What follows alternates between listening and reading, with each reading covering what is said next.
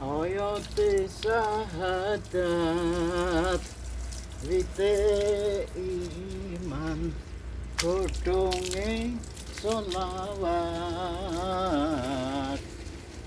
wae dikir kembange puji-pujian. Halo, salam jumpa bersama penjaga kabar kuburan. Saya baru saja teringat dengan nyanyian puji-pujian dari yang biasa terdengar di langgar-langgar desa. Oyote sahadat wite iman godhonge puasa godhonge solawat wae zikir kembange puji-pujian. Ungkapan yang mengajarkan kepada kita betapa sebenarnya pepohonan itu bisa menggambarkan kita harus belajar banyak kepada alam di sekitar kita agar senantiasa kita ingat kepada apa yang dinamakan zikir. Pada akhirnya ketika kita berzikir kepada Allah bahwa godhonge puas bahwa kembangi puji-pujian, ini adalah saya ingin melihat kembang. Ini ada kembang belimbing wulung ya, ada kembang, saya perlihatkan itu kembang kenanga, dan buah yang sudah ada ini ternyata ini saya akan memberikan gambaran. Ini ada buah telang biji-biji telang, dan ini umbi-umbian dari binahong. Binahong, semuanya ada manfaat dan kita belajar dari manfaat segala tumbuh-tumbuhan, segala ciptaan Allah yang ada di muka bumi ini. Insya Allah dengan belajar seperti itu kita tidak akan meremehkan betapa maknanya pohon. Pepohonan, tetumbuhan itu ternyata menyimpan banyak pelajaran. Dan kalau ada yang mengatakan sekarang ini saya akan bercerita lagi soal seorang Habib yang mengatakan kalau jika nenek moyangnya tidak berdakwah ke Nusantara, maka bapak ente itu semua masih menyembah pohon. Itu ungkapan-ungkapan yang sungguh mengerikan ya, mengerikan betapa tidak menghargainya dia seorang imigran Yaman. Ya, kegaduhan belakangan ini yang menggambarkan ini kereta api ya. Kereta api itu berada di jalur rel ya, ingat, kereta api itu berada di jalur rel yang dibangun sekitar tahun 1910 sampai 1912. Saya kecil, rel yang dibangun tahun 1912 sekitar tahun 1970 itu masih terpasang di tempat ini yang saya tunjukkan ini. Artinya adalah ketika saya bicara soal Habib, orang yang mengaku zuriyah Rasulullah, mencaci maki zuriyah Wali Songo yang katanya kalau nenek moyang mereka itu tidak datang ke Nusantara, masih menyembah pepohonan, ternyata ada hubungannya dengan apa yang saya sebut tadi adalah rel dari tahun 1912 yang dibangun oleh siapa lagi kalau bukan VOC Belanda. Dan ternyata ya kan, kegaduhan yang seperti halnya gaduhnya kereta lewat itu berangkat dari itu tadi, Robitoh Alawiyah yang berdiri atas sponsor Senegorgronya Belanda. Ini belakangan ini semakin ramai saja menganggap zuriyah Wali Songo itu sudah terputus, tidak bersambung sanadnya ke Rasulullah, padahal justru dari zuriyah Ba'lawi yang ada bergabung di Robitoh Alawiyah itulah yang sekarang sedang digugat zuriyahnya betul tersambung ke Rasulullah atau tidak. Sehingga ya, lagi-lagi saya harus belajar kepada tetumbuhan.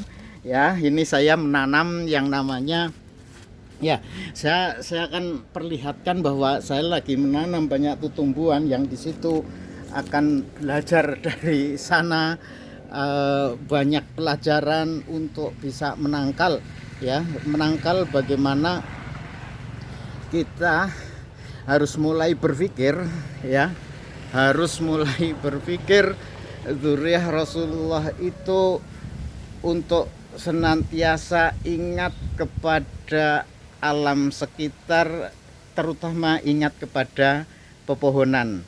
Tidak usah kecil hati kalau dikatakan kita masih menyembah pepohonan.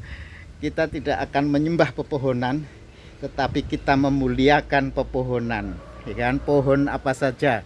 Karena itu dengan merawat pohon yang seperti ini, aneka tanaman, ya, aneka tanaman, aneka tumbuhan, saya yakin justru dari sinilah saya bisa belajar banyak tentang alam sekitar untuk kita senantiasa zikir. Jadi buah dari zikir itu, ketika kita melihat buah ada seperti halnya biji ini sekecil ini adalah biji yang namanya bunga air mata pengantin.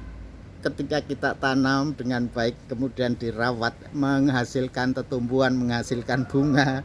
Dari bunga itulah kita senantiasa akan memuji keagungan Allah, kebesaran Allah, dan kita tidak akan lagi menghina orang yang memuliakan pepohonan, seperti pidato-pidato belakangan yang sering kita dengar.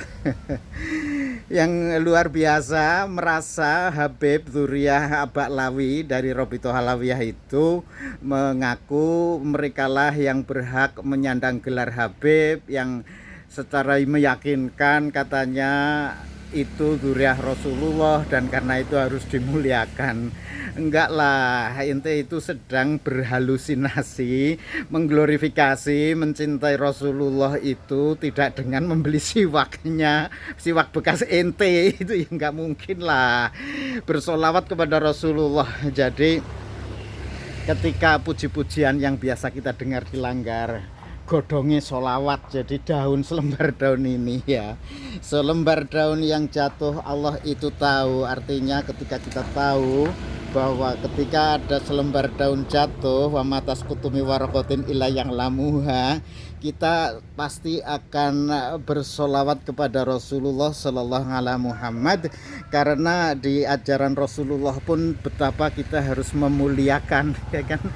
Kita harus memuliakan tanaman, karena hadis yang menyebut andai kamu tahu besok kiamat di tanganmu masih ada biji sebiji kurma, maka tanamlah. Itu artinya apa? Kapan kita tahu kiamat juga nggak bakalan lah, ya kan? Kita tidak bakal tahu kapan itu kiamat, tetapi Rasulullah itu sudah menyampaikan redaksinya itu, andai kamu tahu, andai kamu pun tahu besok kiamat di tanganmu masih ada sebiji kurma, tanamlah. Artinya apa? Ya, betapa pentingnya memuliakan tanaman, memuliakan tumbuh-tumbuhan. Dan yang satu harus diingat, dalam perang pun menebang pohon yang tidak ada gunanya itu diharamkan, itu dilarang. Karena itu ya, muliakanlah pohon. Kalau ente mengatakan andai kami tidak, buyut-buyut kami itu tidak datang, ente masih menyembah pohon.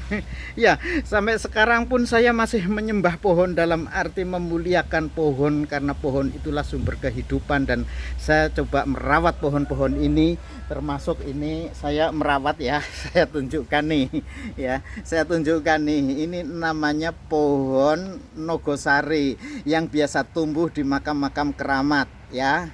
Ente semua yang selama ini memuja-muji Bahar Smith, Rizik Syihab, ya kan, cobalah ente ngerti betapa kita menjadi umat Muhammad itu adalah umat yang mencintai tanaman.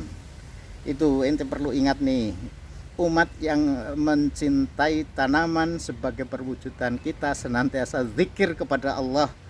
Karena apa? Buah dari tanaman ini adalah buah zikir.